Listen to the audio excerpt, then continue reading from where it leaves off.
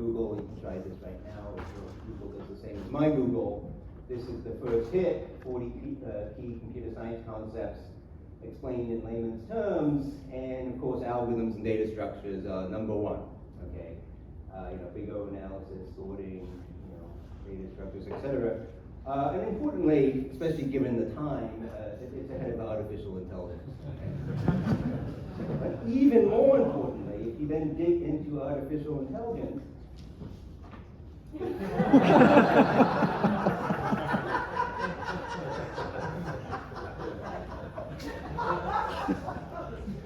so clearly algorithms in this sense has made it in prime time.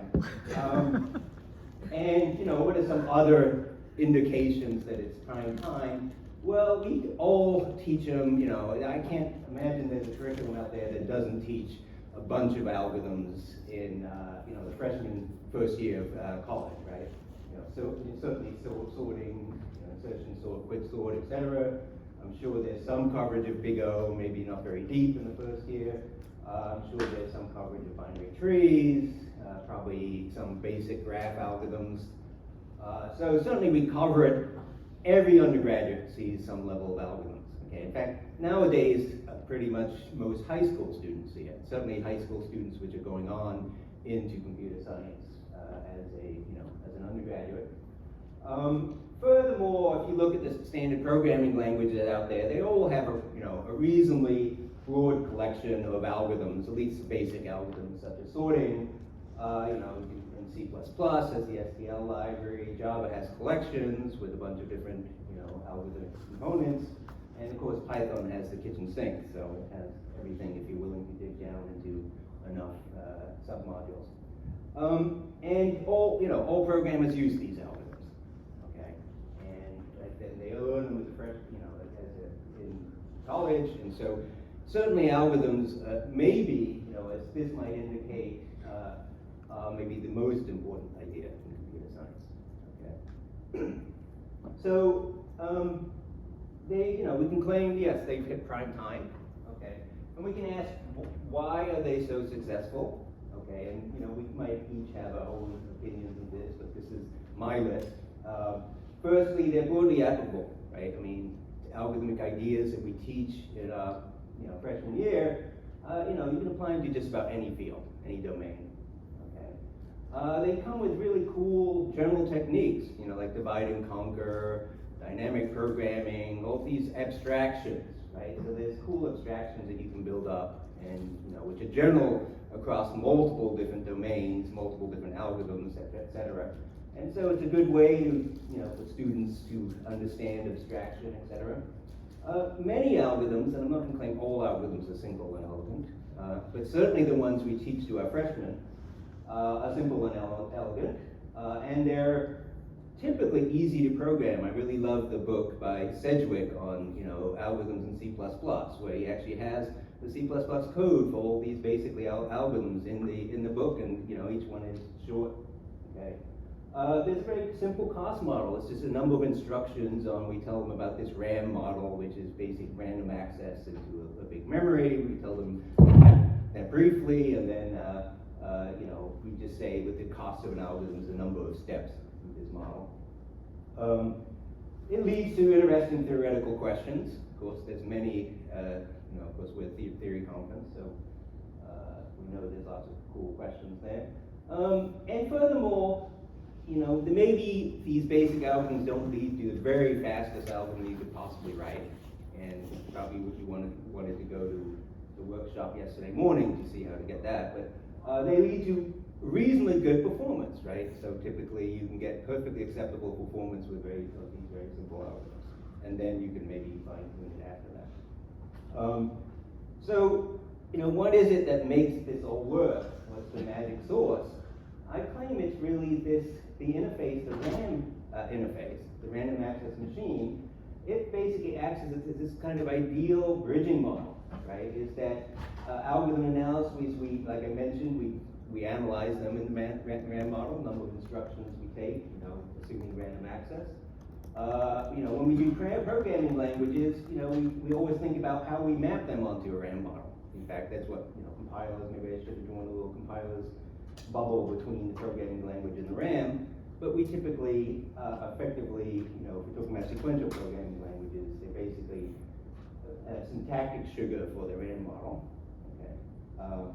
My programming language friends might object with that.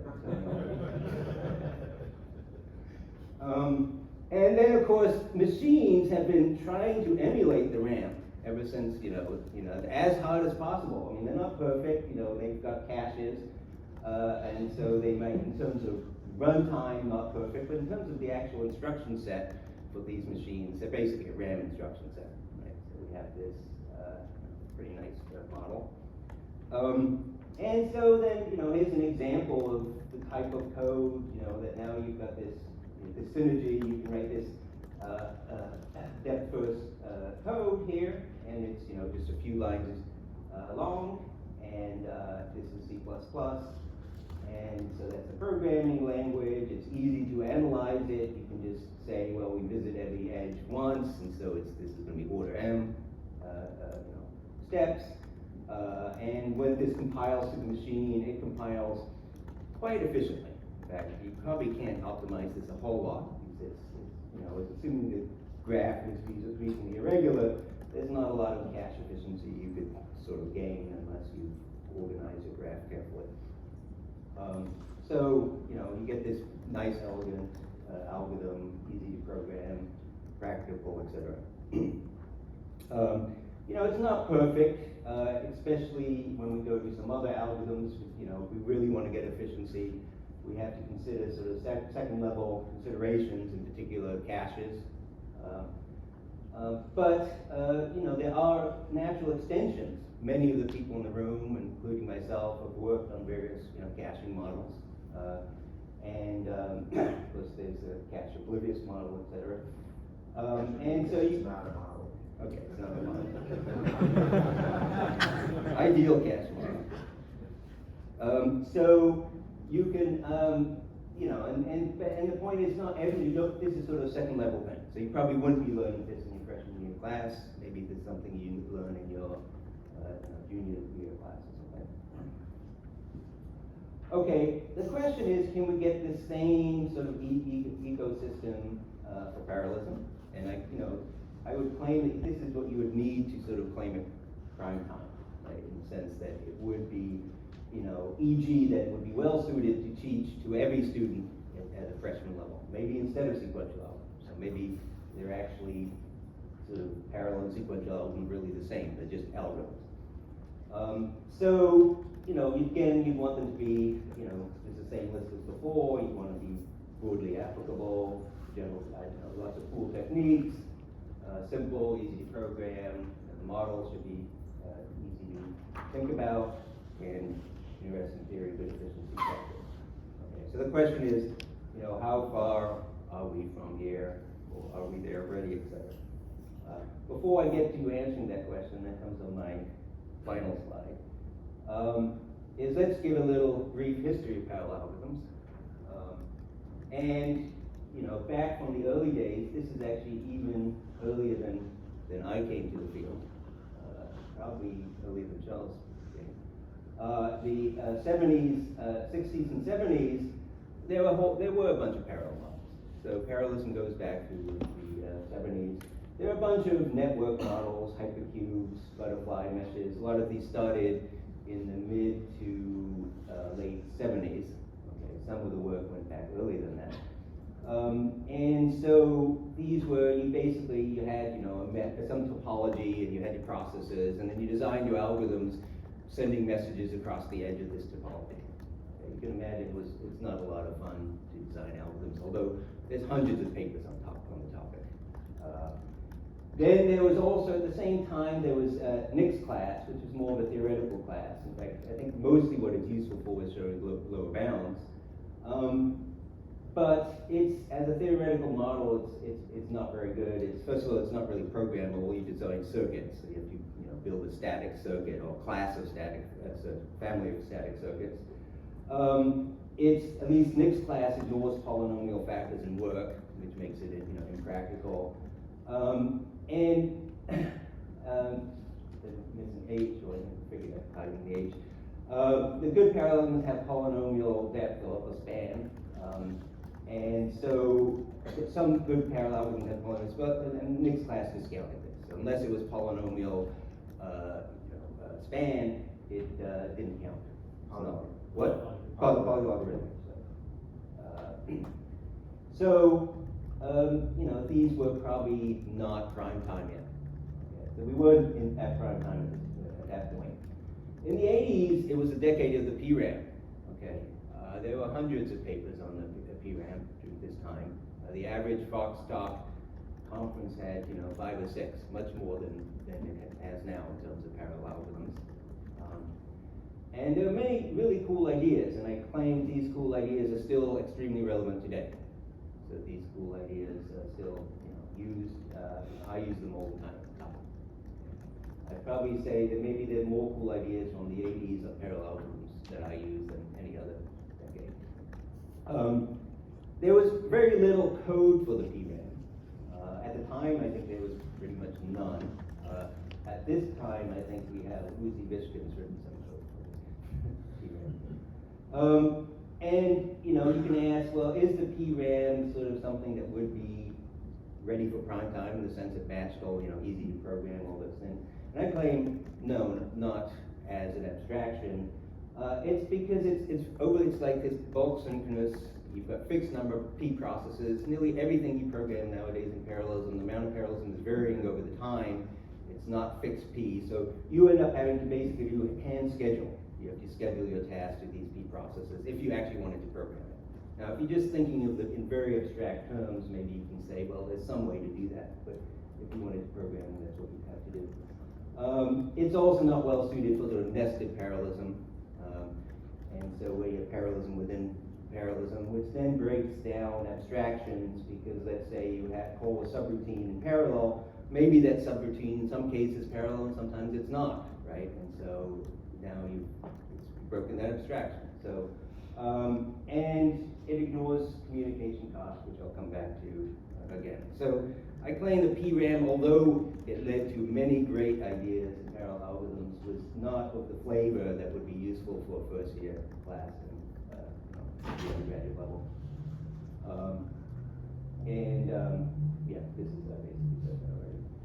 Okay, now I'll take a sidebar, because the 80s also had a ton of parallel machines, and we'll hear more about one of these tomorrow, I guess, CM5. There was the Cray, there was the thinking machines that had they had a CM1 as well, a CM2 and then a CM5. They had no 3 or 4. But every other Fibonacci number. Okay.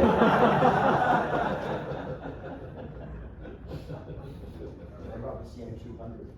There was a 200, that's right. And I actually worked thinking of machines from 85 to 91.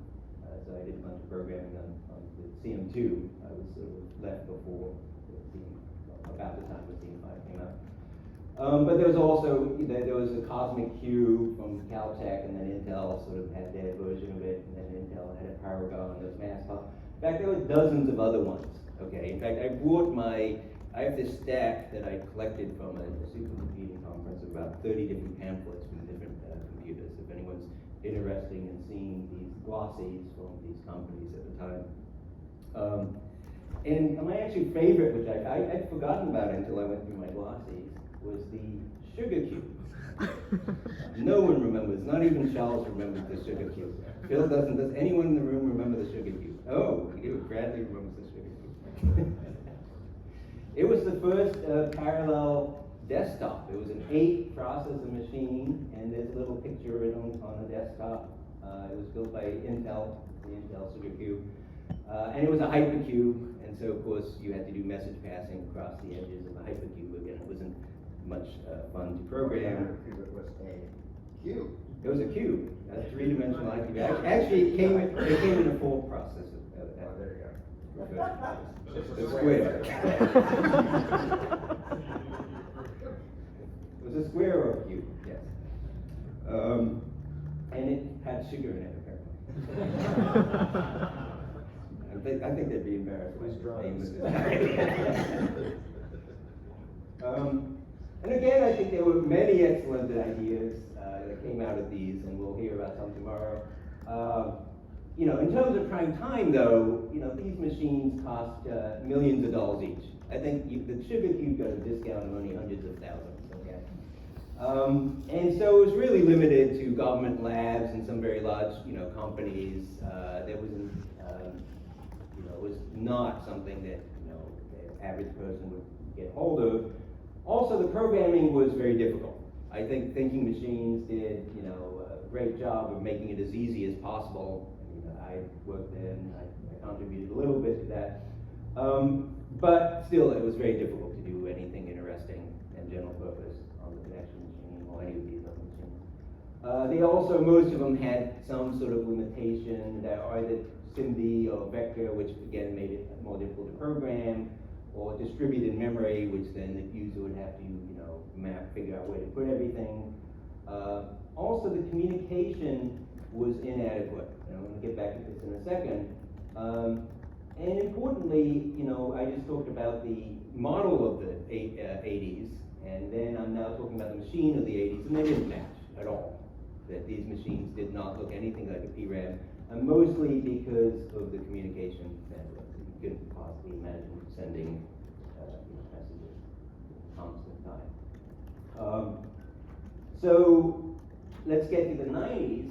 So the 90s was when people started, suddenly the PRAM flopped and became very unpopular. Okay, you know, now I think now people realize there were many cool ideas. But there was a while where all of a sudden everyone would say, you know, no PRAMs, let's keep away from them. Okay, and a couple of reasons for this. One was people started focusing in the early 90s, all the cool low-hanging fruits had been picked, and they started like nitpicking improvements, which were they were not robust to the model. So if you change the PRAM a little bit, if you made it CR, you know, depending on how, if you have read-write collisions, how you deal with them, you know, you got very different things. And so a lot of the results that actually came out in this sort of early period in the 90s haven't lived the same way as the ones in the 80s. So when I teach an algorithms course, I look at all the papers and I say, oh look, all the ideas came out in the 80s, and although there's still papers in the 90s, they tend to have been too focused on the PRAM and therefore not high enough level that you could, you know, coordinate with other models. But, you know, a more important reason that they sort of came crashing was this realizing they did not match the machines. So people pointed out that real machines had, you know, much lower bandwidth. And so there were a bunch of other models which sort of tried to account for this. Okay? There was the BSP and log P model, which are actually very similar. So BSP was, you know, Valiant's model. Log P model was a model that came out of Berkeley. They were very similar, and in particular, they both had this gap parameter. This gap comes from, that's the G in the log P. I don't think the BSP called it that, but they had a different name for it. And it's basically the ratio of the cost of a single instruction to the cost of sending a word, you know, across one of these, a link to another processor. Okay. And so, you know, for every, you know, how many instructions can you do just between every single sending of a word? And it turned out most of these machines we were just looking at, in fact, I had a slide which I put together 20 years ago. They were all around 50. Okay, so it's about a factor of 50 sort of the cost of sending a message versus, you know, doing an ad.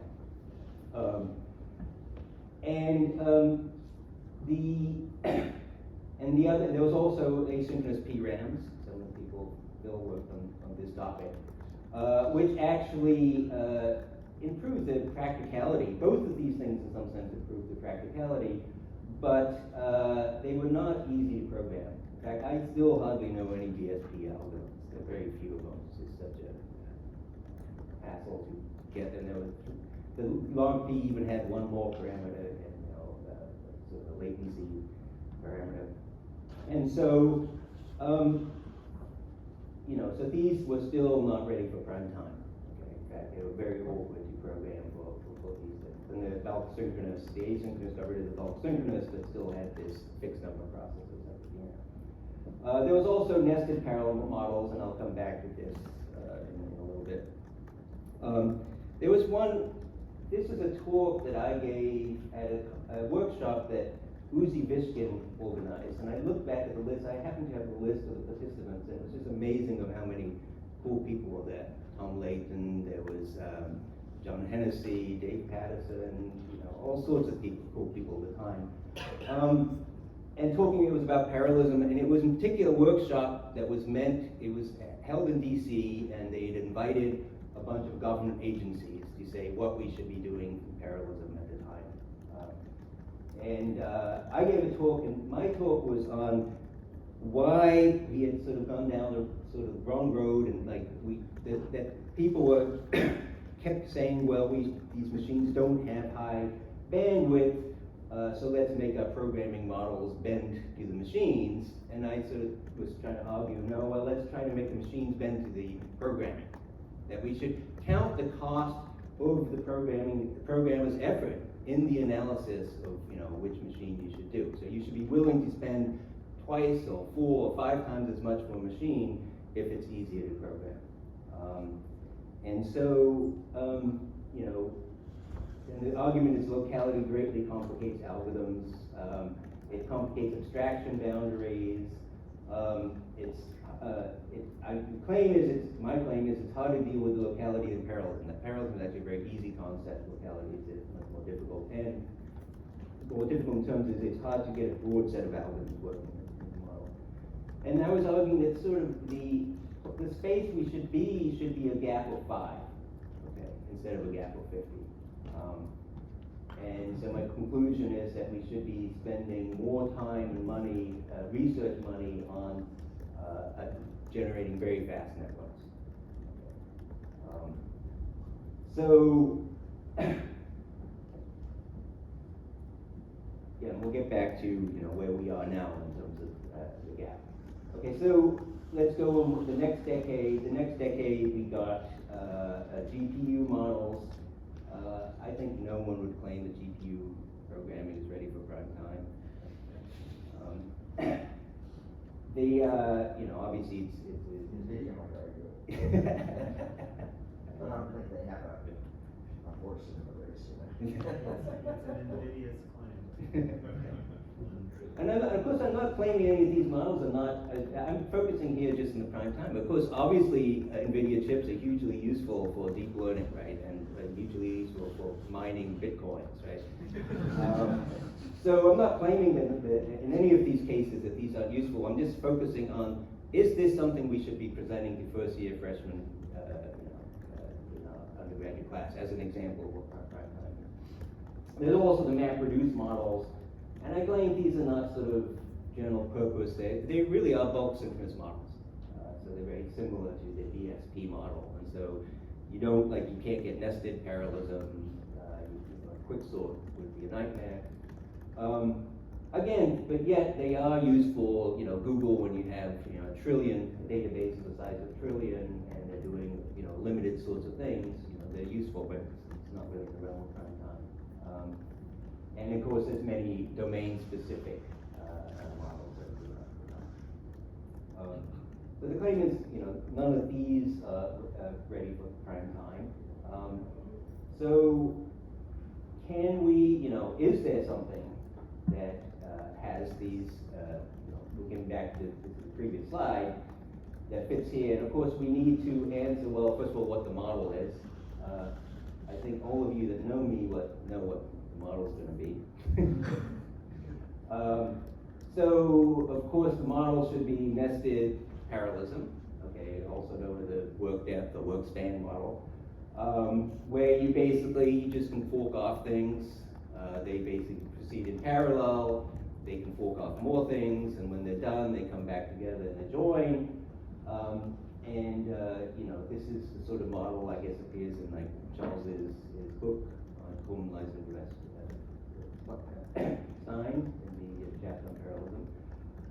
And then we can analyze work and span, and we can often, it's in conferences like SPAA, we talk in terms of DAGs, but in a freshman course they haven't even seen graphs yet, so how can we talk about it in DAGs? We teach it in our intro course on algorithms, and we don't have to introduce DAGs at all, because we just say very simple thing is when you run things in parallel, you've got these two tasks. One of them you take the max of, right? And the other one you take the sum of, right? You don't even need to think about DAGs at all, okay?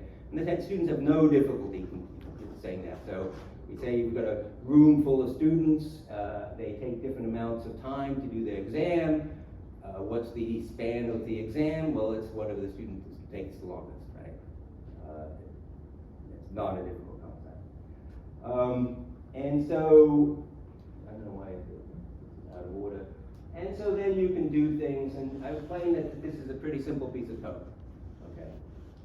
This piece of code is actually in a slightly different syntax, was actually in my thesis, but, and in fact, it's funny because I was giving a talk, I don't know, like 15 years ago, and I showed quicksort, and one of the people in the audience came up to me after and said, I've never seen you give a talk where you didn't give the quicksort.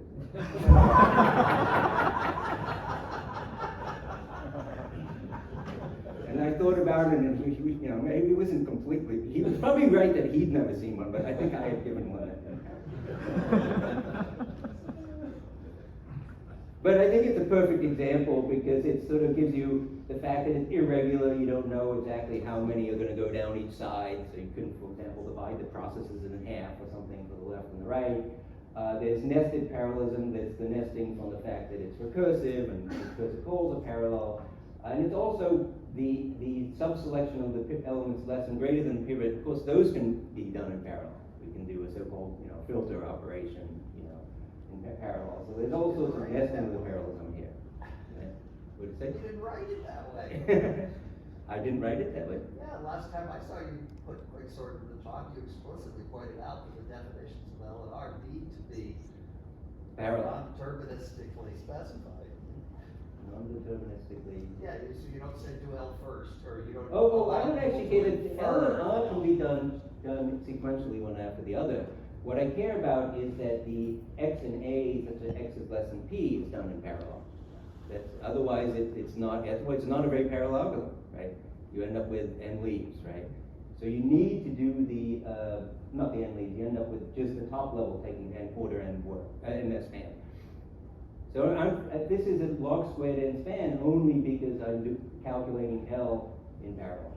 So when you're teaching this model to undergrads, do you pick between binary or multi-way working, or do you teach both? Or We teach both. So this, in some sense, that square brackets is multi-way forwarding. So we have like, you can take f of x for x in some sequence, okay? You can, the difference between them only affects the span by host log n and doesn't affect the work at all. So it's sort of a low order. And the other thing we say is, from a span point of view, ignore log factors because we're not at the point where we have enough processes for this. So, yeah, whether it's binary or multi-way, I don't think is, you know, makes a huge difference. Yeah.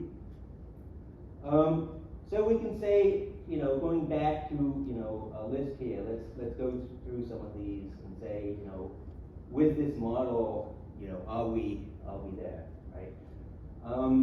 Well, first of all, broadly applicable, and I'm going to come back to this by just showing a whole list of a very wide variety of algorithms, pretty much all the algorithms we cover in the undergraduate level, except for those which are theoretically very hard to parallelize. And the general techniques, well, first of all, most of the techniques we already know and love, you know, carry across to parallelism. Okay, so certainly divide and conquer, dynamic programming, you know, balanced trees, and I'll talk about how it fits into balanced trees. There are some new ideas, you know, like pointer doubling. It turns out that prefix sums becomes very important in some applications. But these are general techniques that apply across many different algorithms. And interesting theory, this is a theory conference, I don't think I have to. And you're all here because you think parallel algorithm theory is interesting. So that one I don't have to consider. I guess the real one is, does it lead, and this is out of order, but does it lead to good efficiency in practice, right? And that's a real question. Does this algorithm style lead to good efficiency? I'm going to start out with just a few benchmarks. So these I just ran last week. on the Intel Sapphire Rapids. It's a new processor that came out in January. It's a 32 core, this is on a single chip. It's hyper-threaded, so it has 64 threads in case you're wondering why you can possibly get better than 40 speed up. This is compared to the best sequential algorithm with these particular problems on just a few things. So map is basically just running over an array, adding one to it and writing it out to a new array. Okay, reduce is just summing the elements of an array. Gather is random access to elements. Basically giving a random array of indices or pointers, and you're randomly gathering them. Scatter is the opposite, you're randomly writing them. So these are micro-metronome. Merge sort is, well, that's just, what merge sort is. BFS is breadth first search, and I'm actually going to show some code for some of these later.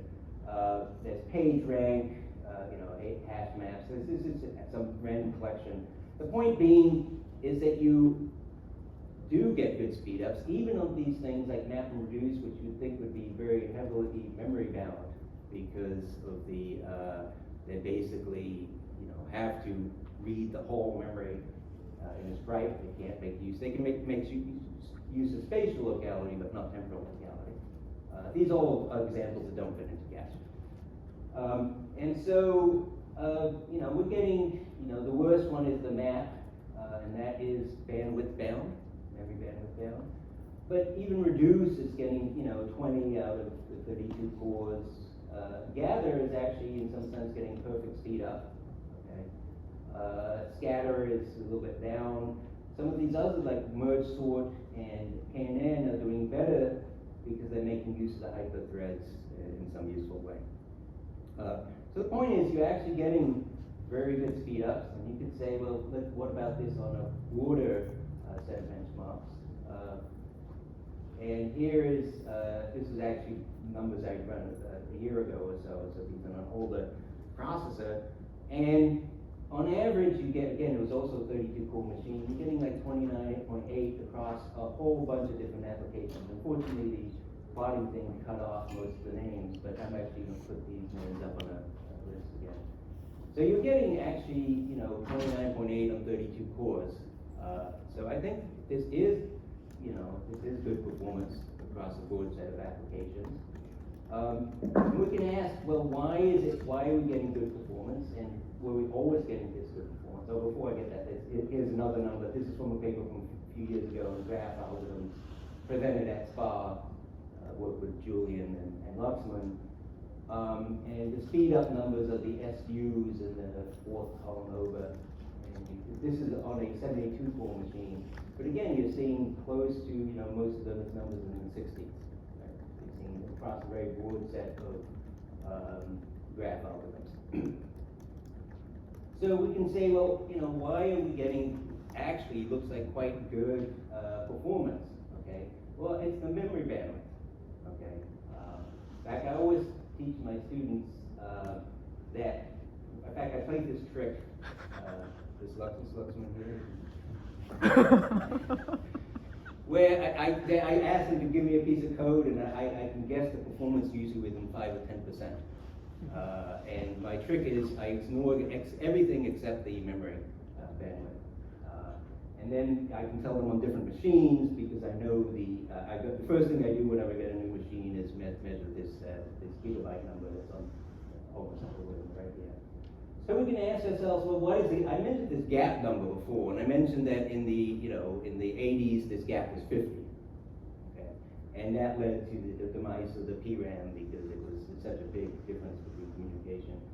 It turns out that on these multi-cores the gap is not that high. And not only that, but contrary to many people's beliefs, it's been improving, not been getting worse, okay? And so this is just a history over the last 7 years or so of machines that I've been using. And so reminder, the gap is the number of 8-byte words that you can load, and in this case it's from memory, that you can load from memory in one clock cycle. Okay. So you can just do, So is it just 300 gigabytes divided by 32 Oh, how is it getting? No, you can calculate the gap. You need to know the 30 gigabytes. You need to know the clock rate, which is let's say it says that at the top, right? 2.5 megahertz. So from the numbers on this page, you can calculate the gap. In fact, oops. And you don't need to know what the, how many function units there are, or? No. This is a simple way. This is per clock cycle. Per cycle, okay.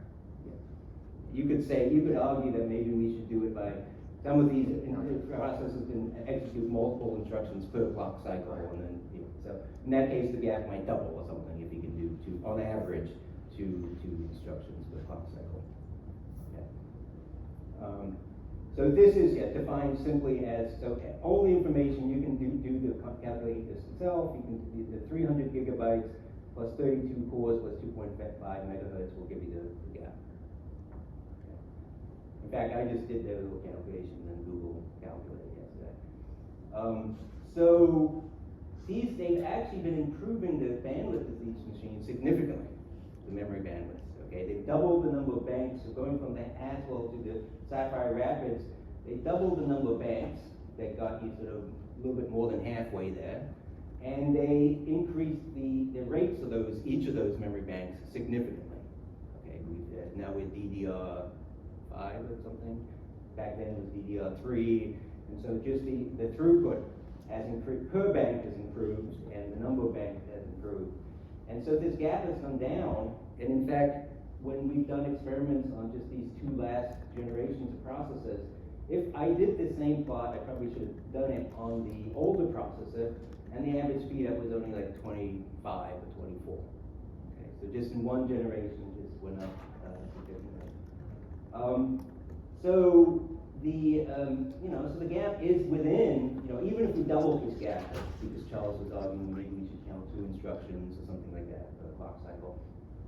It's around that 5, which is sort of what I was arguing, many years ago, is where we would need to be to have an easy programming model. Okay. And if you look at how this, affects a particular benchmark, the speed up on this benchmark, went from 9x to 22x. Now, of course, the number of cores also went up, so but the speed up went much more than the number of cores did. I should point out, just as a side note, that the latency of these memory chips has also gone down in the same period. So the reason that the speed up from 9 to 22 is not as large as the bandwidth increase from 80 to 300 is that the sequential time sped up, even though the clock rate stayed the same. And the reason is the latencies of these memories. So these chips are even becoming more like RAM. So if you're arguing that the RAM is impractical because of the it doesn't account for cache, that's not nearly improved as much as in parallel sense, but has improved even sequentially. So that's 300 gigabytes. Okay, it turns out that this Intel Sapphire Rapids has a version that's going to have this so-called high bandwidth memory on it. Okay, I don't think it's actually for sale yet. Anyone's gotten a hold on it, but they've certainly been advertising it. So this is memory with a bandwidth they claim, so I haven't verified this because I haven't got my hands on one, is 1 terabyte. So we'll compare that to the 300 gigabytes. That's like 3.5. That is a fast memory, right? So at this point, we're down at a gap of 1. I should point out that the chip this would come with is a 56 core machine, so it's not 3.5 times larger gap. The difference is more like 2 times. These fast memories are coming, right? So it's not completely true that the memory wall is horrible. Now again, I still think in order to absolutely optimize your algorithms, you're still going to need to take account of communication, but it's true even in the sequential one. Okay, so I wanted to go on and talk the other desiderata we mentioned about what would make it ready for prime time is it should be simple and elegant, simple and easy to program. These algorithms should be simple and elegant, and they should be easy to program. Okay, and I just want to go through 3 examples, and then I'll give you a pointer to a whole bunch more examples that you can go look at. Okay, so BFS is, we all probably teach BFS at some point, breadth first search. So what would this look like in, this sort of programming model? And I'm showing you actual C++ code, because I want to, I'm not pseudocode. Okay, this would be simpler than pseudocode. It would have all the ugly C++, little at signs, square brackets, and weird things like that. So we have, I can go through what this code does, but hopefully you'll know what BFS does on a graph. You start at some start node, and we represent here a graph as a sequence of sequences. So think of it as an adjacency array, right? So every vertex has a pointer to its neighbors, and its neighbors are kept to themselves as a sequence, not as a linked list. And you create an array of visited nodes. This is some C++ altered syntax for atomics. Tabulate is just an operation that does in parallel, that basically initializes this in parallel. So it's not initializing it. So everyone is false except for the start node. And then you just go through, you start at, you have a frontier, and you basically read from everyone in the frontier their neighbors. You flatten that, so it gives you the flattened neighbors. That's what NGH is. It's just, I've got a frontier, it's all their neighbors, the union of their neighbors. Well, I guess with redundancies. And then you have some of those neighbors are already visited, and some of them you're visiting from two nodes in the same frontier, and so you don't want to count them twice. So what you do is you do a filter and filter out just the ones you want. And in the filter is a custom set or CAS here that basically sets the visited from false to true, which means only one node will then add it to the next frontier, if it has been visited. Okay. I think actually the parallel version of breadth first search to me is more intuitive than the sequential one. The sequential one, you're adding it to a queue, and the fact that at some point you wrap around and you get to the next level, and it's not obvious in the code at what point you wrap around and get to the next level. Point, it just comes off. Well, this one makes it obvious that you're doing one level at a time. You're shredding one level at a time. So this is the C++ code for it. So it's reasonably easy to program, given it's in C++. We could think about something like merging. So merging is an algorithm that the standard one we teach is not parallel. At least it starts as one or two lists, right? But there's a pretty easy the divide and conquer one. And again, this one's made a little bit ugly because I'm showing, this pseudocode would be much quicker, but I'm showing you some actual code for this. And only that this is fast code. This is code that competes with the fastest sequential algorithm. And it's basically what you do, you've got two arrays, and you pick the middle element out of one, you binary search for it in the other, and then it's just divide and conquer. Just divide into two halves. You pass around in addition to the two inputs, you also pass around where, at the base case, you actually have to write it into the output array. And so, in addition to sort of cutting up the input array, you also cut up the output array. So when you get to the base of the recursion, you know exactly where to put it. Okay, and that's what that R is here. And so, the bottom of the recursion copies D into R and copies A into R. And there's a parallel, of course, the recursion is done in parallel. We're doing this. This is fork join parallelism. Any questions about this? Okay, like I claim that this is, it's not beautiful code, but it's reasonably simple, and it's fast. Okay, another example is just the union of two parallel trees. This is Johan knows this code well. But does this say I have two red-black trees? You can do this with ABL trees. It turns out you can easily write algorithms, and these are split and joins. In fact, this idea of sort of making trees and basing them on split and joins actually dates back to Kajan. It was in the sequential level. So a split basically cuts a tree by a key, two subtrees. He showed how you can do this efficiently on red-black trees. And also the join takes two trees where all the keys in one are less than all the keys in the other. and also a key in the middle, and joins them back together. Again, these were ideas back from the 70s. So if you have those, we go pull Tarjan's code out from the 70s, then this is a parallel union that takes two trees and takes a union of it. Okay. So kind of a little bit like the merge is basically you're splitting the first tree by the root, the second key tree. You're then in parallel taking the unions of the sort of things less than that D arrow key, and then joining them all together at the end. Again, I mean, this is reasonably simple code.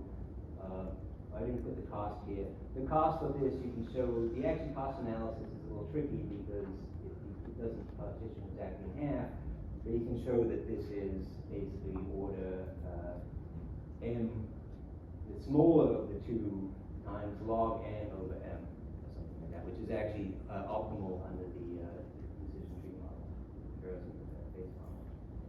And span is something like log squared n. Okay, so what about other examples? So we have put together this sort of, as part of the parlay lib, a large set of C++ examples. Okay, there's 63 of them here. In fact, when I printed them out like this, I realized I should have added one more to make it exactly a power of 2. So there's a little gap there at the bottom. So these are all, and the emphasis when we wrote these was to make them simple. Okay, so these algorithms are not complicated. In some cases, they're not, as fast as you could write if you carefully optimized it. But think of this as sort of the level of optimization that an undergraduate would do in a freshman level course.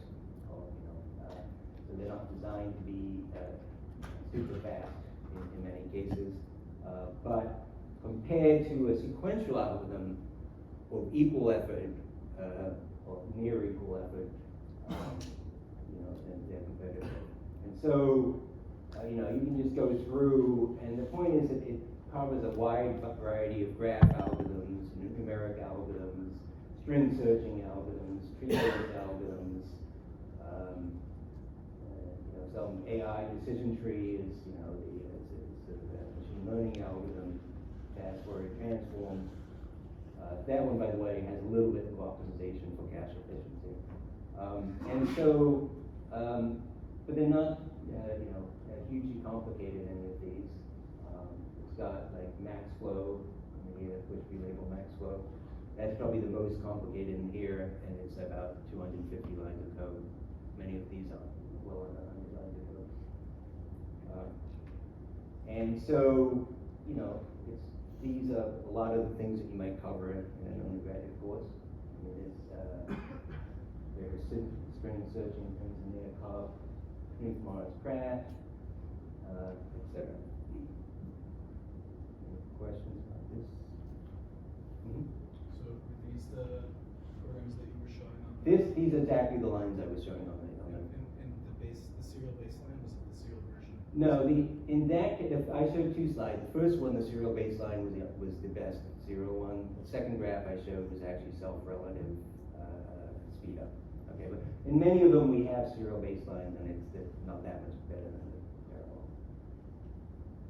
So the serial baseline for the algorithm or for the problem? Like I said, the one I So for showed example, two earlier. The push relabel max flow, but that's not necessarily the fastest max flow, right? It's, Did you oh, I compare see. push It's relabel probably max the flow fastest, there? it's probably comparable to the fastest sequential push. Relabel, as opposed Yeah. to the Best sequential for max the, flow. yeah. Of course, many of these fancy new max flows are not necessarily yet practical, right? Even though theoretically they're much better. Yeah. Any other question?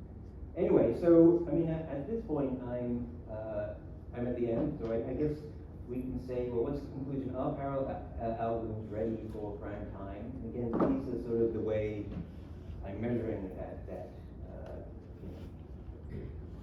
analyzing whether they're ready or not. Are they broad? Are they cool techniques? And of course, there's many cool techniques in here. Some of them use list ranking, in fact. I think it's the Boris Wheeler's,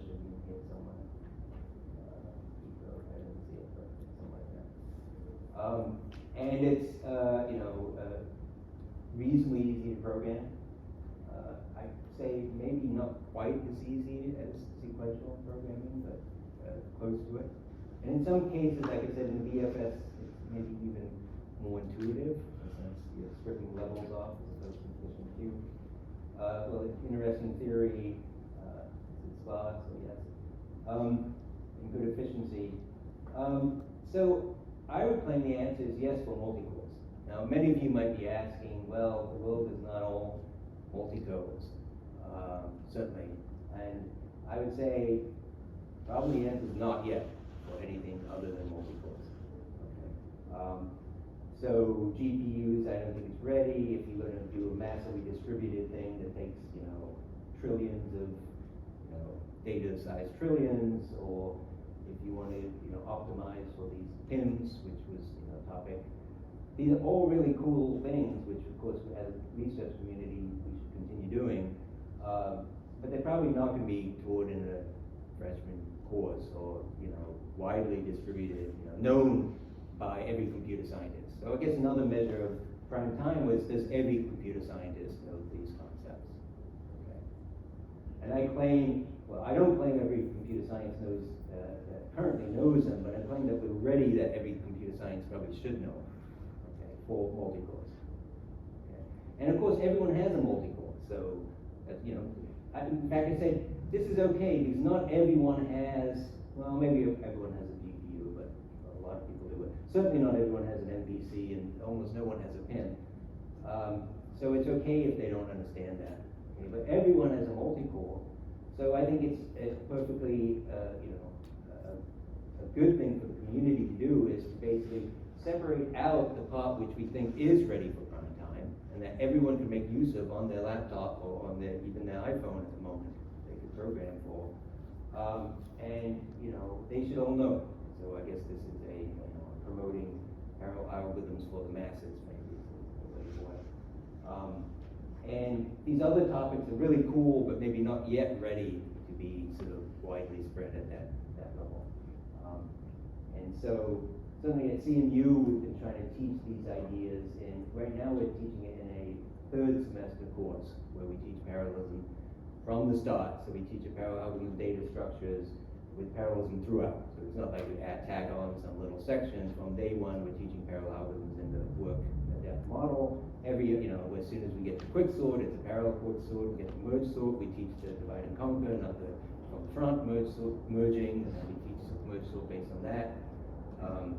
And the students don't have difficulty learning parallelism. They really don't. It's not that, or breadth first search. Like I said, it's probably more intuitive to strip things off one level at a time than it is pushing things into a queue and popping them on the queue, taking them out of the queue. So anyway, so that's my talk. It's about the history of parallel algorithms.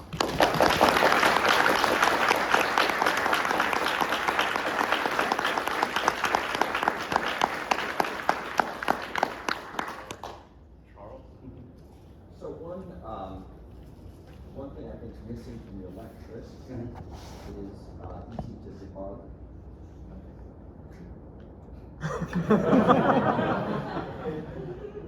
No, easy to debug. Okay, good, thank you. And I think that is one of the things that distinguishes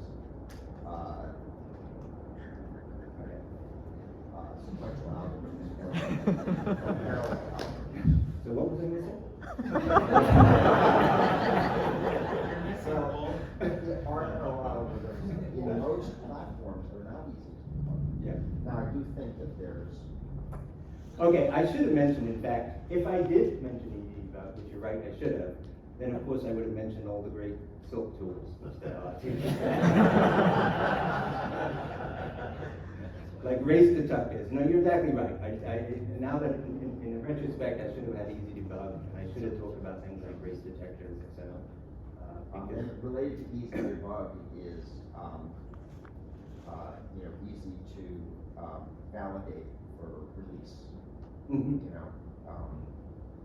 Which is to say, how do I know with regular programs you can regression test them?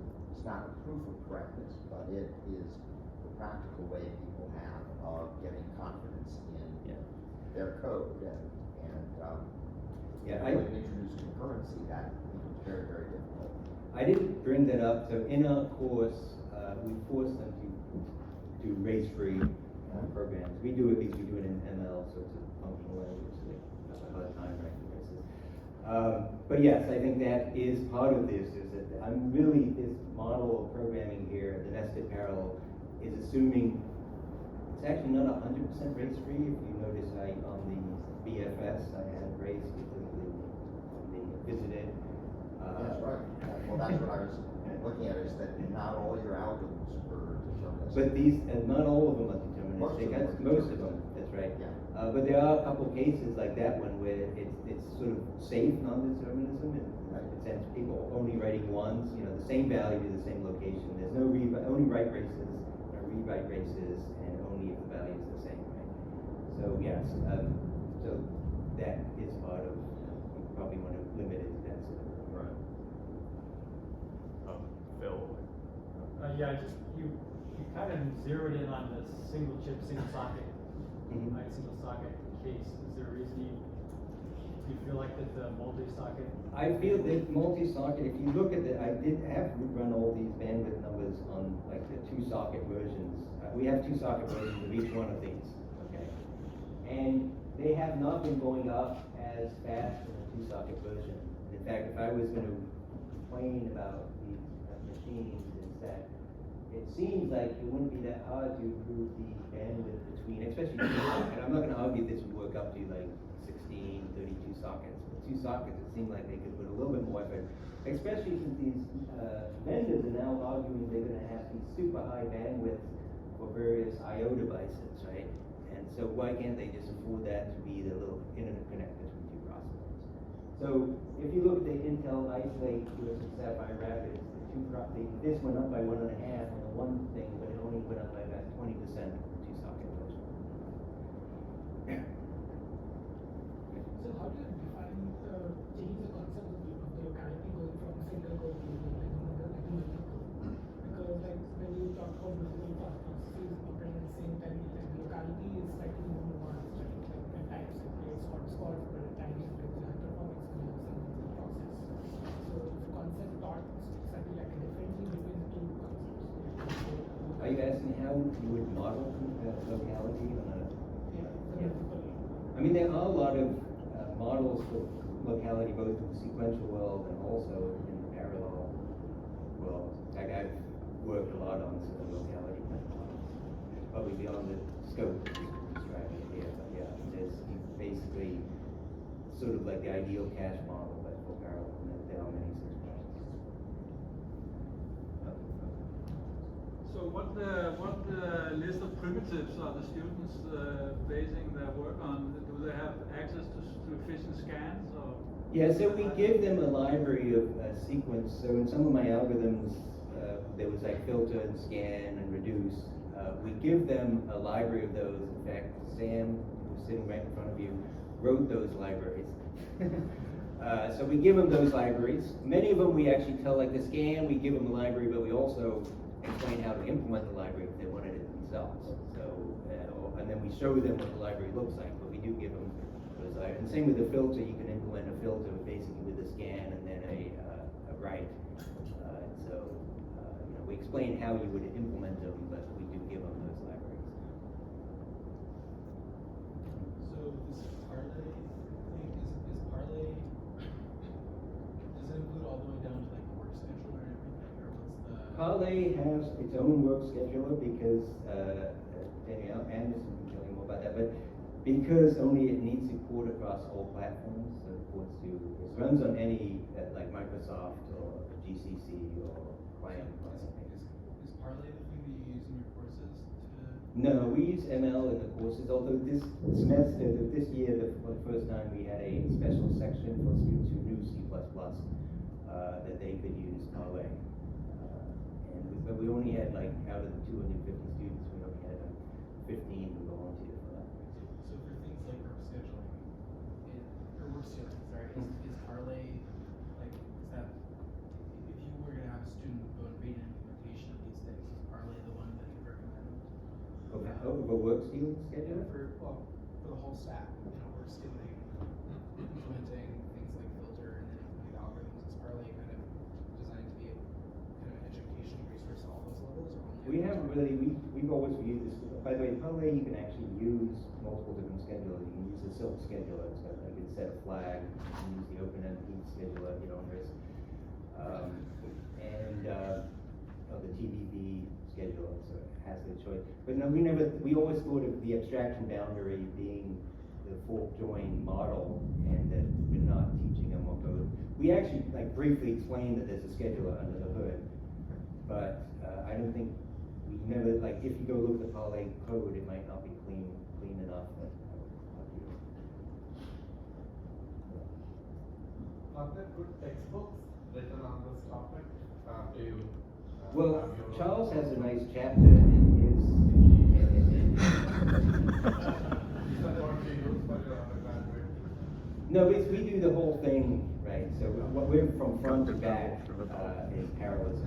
So I think Charles took a more pragmatic approach, knowing that most people would not be willing to do this conversion, you know, wholeheartedly, and so he added one chapter, so you know, somebody can decide whether they're going to add that chapter to their course or not, right? You know, while we just said from the beginning we're going to do so everything, like when we first introduced merge sort, first introduced quick sort, or first introduced any of these concepts, it's from parallelism on the start. I think the question is, are you going to release course materials from your course? Oh, was that the question? Or? Yes, we are. We have a textbook which we're working on, and it's actually available online. You know, I think you can search for. Yeah, I think it's off my webpage. It's a draft textbook. Yeah. So when you talk about GPUs or PCs not being ready for prime time yet, is that simply because the models don't perform well, or is there something about those models that you want to expose? Like if the nested parallel model performed transparently well on those architectures, would that be sufficient to make them ready for prime time, or is there something about the model underlying architecture that you want to expose? If I could take these simple, yeah, so of course GPUs perform perfectly well. So I'm not going to argue the issue is the programming, not the performance. So if we look at our list, it's, you know, what's the failure, not the failure of GPUs because they do very good things. It's, you know, they're kind of, NVIDIA would argue they are broadly applicable, and probably with enough effort you can apply them to most things, right? Probably like the quick sort example would be very difficult to do with a GPU. It's the nested parallelism. It would be, now if you could get that on a GPU and you could get the, you know, very high level version of quicksort. In fact, I think sort of maybe quicksort is sort of the litmus test. Right. So if like Parlay Lib just magically worked on the GPU, or somebody did something that made that work, Yeah. that would make it. Yeah, your that mind would ready for sure. prime time. So one observation about the maybe critique of the optimistic frame here, both in terms of like the speedups being considered pretty good and the memory wall not being there, is that it doesn't consider, I guess on the one hand, the fact that the cores have been getting much more capable as you go down. So if you measure like memory bandwidth per flop, like per peak flop that the cores could deliver. Yeah, Or yeah. similarly on the speed up side, if you consider all of the ways that parallelism can be exploited inside the cores, like the number of simulates increasing and things like that, that seems like a hard problem. Yeah, So I'm I mean, curious that's what why I your put the speed up of reduce, and I pointed out that it's only improved by 2.5 times, even though the bandwidth is improved by almost 4 times. And so why is that the case? Because reduce is completely bandwidth limited. It's one of these examples which I can do the calculation on the back of it as well. I can tell you exactly how fast reduce is going to run on each of these machines. And you say, well, why would that be? If it's just the bandwidth, why would it only have speeded up? It's exactly the reason you said. The sequential time has also sped up over that range of processes, and that somehow negated the, not completely, but somehow negated the parallel speed up. So that's correct. But it's still, overall, it's still 2.5 times better, and only, less than 2 times more cores. I think the question related to something that Charles, well, Tony brought it early on, right? It's basically, you know, the way they want you to program these CPUs is with these, you know, big SIMD vectors and things like that, right? So you're getting a lot of operations per cycle. Yeah, Increasing. it depends on, yeah, but I think going to SIMD vectors, that's not the prime, like, that's not what we teach in our freshman undergraduate course, right? So, yes, maybe I should have added SIMD programming, which could be useful both for parallelism and for sequential, you know, I guess part of the point is that like that's another way in which you want to exploit parallelism, and in some sense the ideal speedups aren't just number of cores; they're approaching whatever the peak compute throughput machine would be, and there's probably a larger gap. Yeah. No, I agree that you, in some sense, you said it's much easier to do more powerful compute cores, right?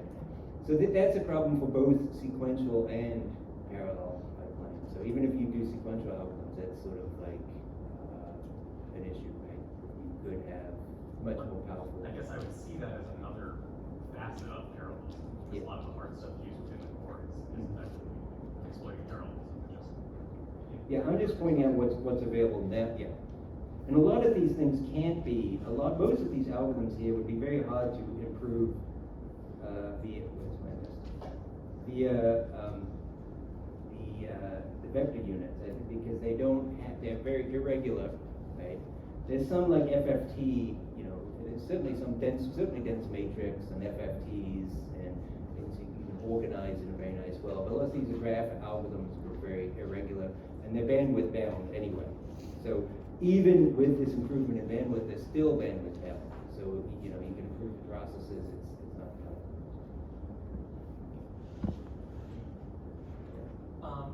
So with kind of sequential algorithms, there's a lot of really nice visualization stuff for like introductory courses and everything, and that's something that I've always seen is a bit harder to do with parallel algorithms. Do you think that's like a result of just we do a lot of sequential algorithms, so we've done a lot of visualizations, or are there kind of unique challenges there? It's interesting, and on that web page I showed on my very first slide that when I did the search, right? They actually have examples of sorting algorithms, and what they are is a bunch of it's 50, I don't know, some huge number of 19 different sorting algorithms. They're all sequential. Obviously it's avoided. And then they show that these visualizations of them. And I was looking at them and I was saying, you could do a parallel visualization. No one's done it of a parallel sort. It would do the two sides in parallel. You'd see it going. I don't know if that generally answers your question, but I think there could be a lot of improvement along that sort of direction that hasn't been done yet. Are the concurrent data structures ready for prime time? No.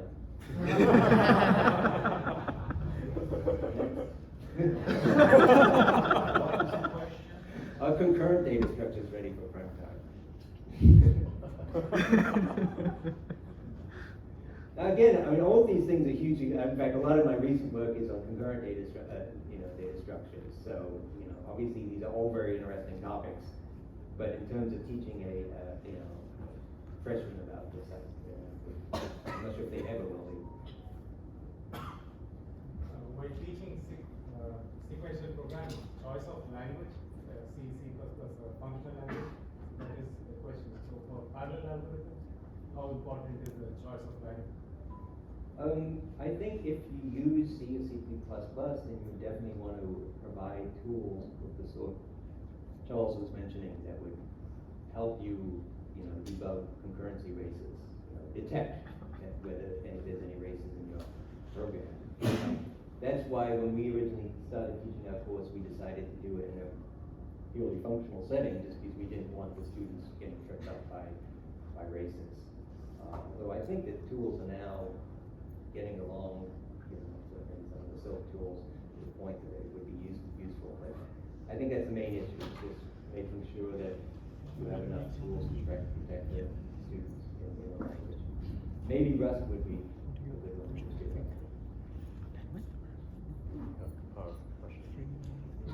So I really like the idea that you did parallel first, sort of as you're teaching in the undergrad. undergrads, do you think that there's room to push that even further to where you maybe morph the model so much that you're taking advantage of CMD lanes and vectors, and that's sort of like just the default way an undergrad student learns to program, and maybe sequential programming as a concept is now shifted to an advanced concept instead, and everybody just considers some parallel model as the base language instead of right now where we have like sequential is considered the basic I standard. think you're making a good point, is that the more abstract you make the description of these algorithms, the more likely you might be able to map them, you know, with fancy compilers, right, into low level. So if you're building up on very high level concepts, like a library of reasonably high level components, and then maybe implementing those on low level and abstracting it away, you know, maybe that's possible. I don't think we're there yet, but maybe that's possible. I have a question. So you showed a list of over 60 problems that were solved in Parallel. I'm wondering if there are any classes of problems that might be missing, and if somebody wants to contribute to Parallel, how can they do so? Well, they can. It's an open source, so they can submit a push request, I guess. Pull request. That's the difference from a manager. But yeah, no, we'd be delighted to get contributions. If anyone wants to add algorithms to this, we'd be delighted. I mean, probably the best way would be contact us first, just so we know you're doing it. That way, if you do submit a pull request, we're ready for it and can look at it. Now, of course, you know, the algorithms I have there's, you know, some things which are missing, which are just things which are notoriously hard to do in parallel, like single source, you know, shortest paths, general single source shortest path, because we just don't know how to. Well, there was a nice talk on that yesterday, but there is no parallel algorithm for doing that work efficiently in one span. Guy, do you have a sense if the tide is kind of turning on the education front, or are you going to be giving this talk again 10 years from now? Oh, am I going to be giving this talk? Maybe. In some sense, I've been giving this talk for the last 20 years.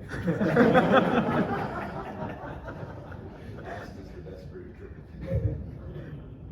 Any other questions? All right, now let's thank Guy again.